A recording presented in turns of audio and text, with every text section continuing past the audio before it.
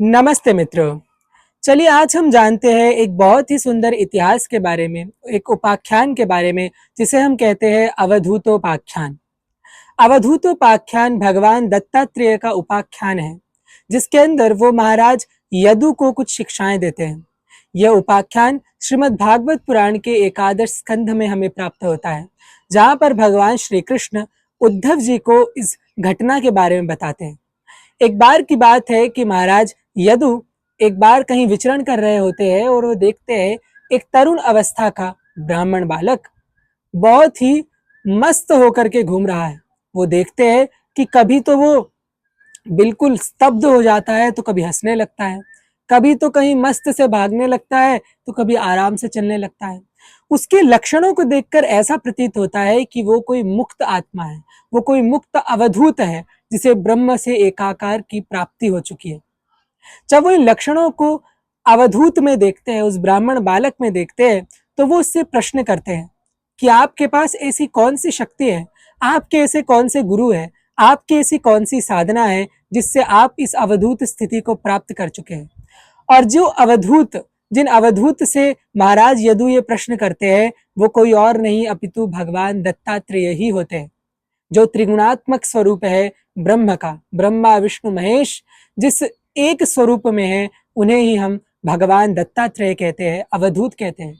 वो महाराज यदु के प्रश्न का उत्तर देते हैं और उन्हें कहते हैं कि मेरे पृथ्वी वायु जल आकाश ऐसे 24 गुरु हैं, और इन 24 गुरुओं से मैंने शिक्षा ली है, और इनसे ही शिक्षा प्राप्त करके आज मैं इस अवधूत की स्थिति को प्राप्त कर चुका हूँ। तो वो आगे महाराज यदु को अपने गुरुओं के बारे में बताते हैं और उनसे उन्होंने कौन कौन सी शिक्षाएं ली उसके बारे में भी बताते हैं। तो चलिए आज हम भी जानते हैं कि भगवान दत्तात्रेय के 24 गुरु कौन है और हर गुरु से उन्होंने कौन सी शिक्षा ली। भगवान दत्तात्रेय अपने पहले गुरु पृथ्वी को बताते हैं। वह कहते हैं कि उन्होंने पृथ्वी से यह शिक्षा ली है कि वो बहुत ही सहिष्णु है।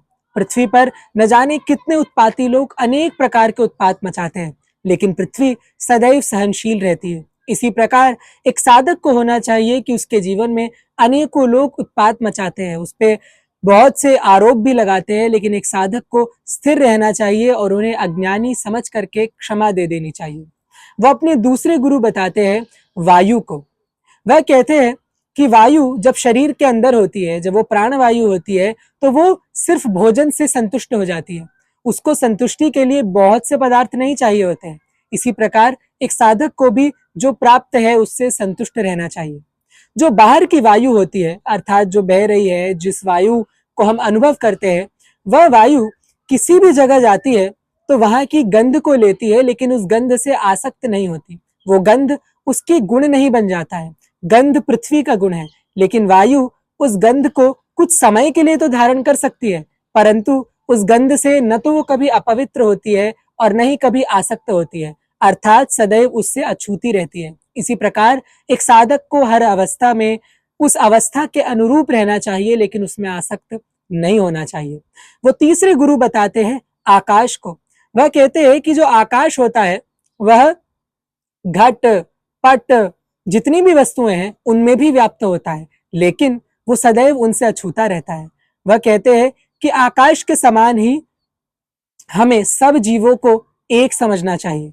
जैसे एक मणि की जो माला होती है, उसके अंदर जो सूत होता है वो एक ही होता है, उसके पहलू चाहे कितने भी दिखें।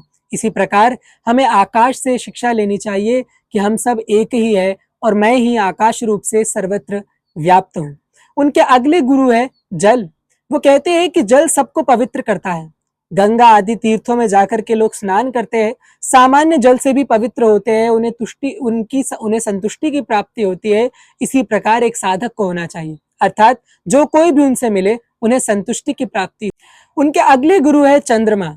वह कहते हैं कि चंद्रमा की ऐसे काल के कारण घटाएं बढ़ती है। जब वो कृष्ण पक्ष की ओर जाता है तब वो काला सा छोटा दिखने पड़ता है, और जब वो शुक्ल पक्ष में होता है तो बड़ा बड़ा होता जाता है। लेकिन वास्तविकता तो यह है कि चंद्रमा एक ही रहता है।